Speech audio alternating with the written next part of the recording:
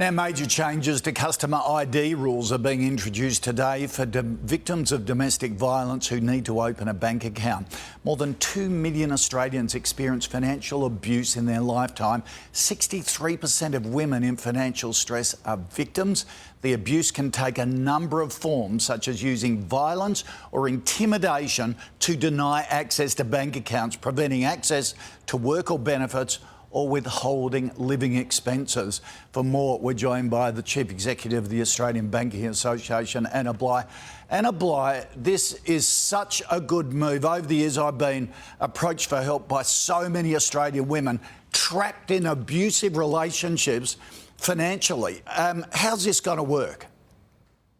Well, thank you, David. As you say, all too often financial abuse is part and parcel of domestic violence.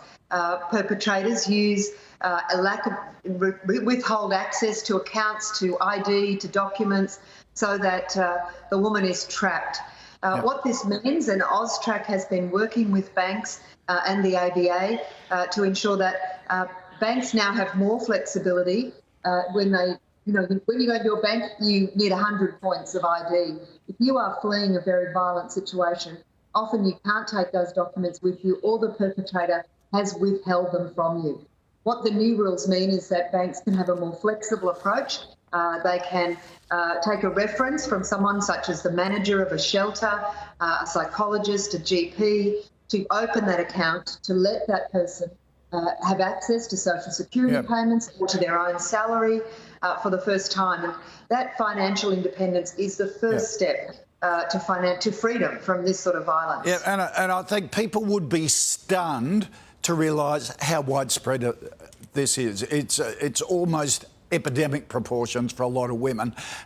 What do you say to critics, though, that say these changes might open up the banking system to an increase in fraud? And that was a very key concern, firstly for banks and, of course, for the regulator AUSTRAC. I should say that these people will ultimately have to present all of their ID documents within 90 days. So that's very possible. It does mean, however, that they get immediate opportunity to open the account, to start their pathway onto financial independence and freedom from violence.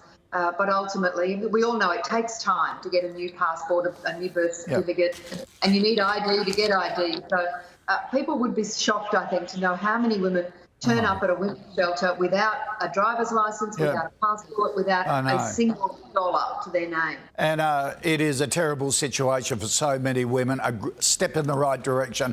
Appreciate your time. Here's Sam.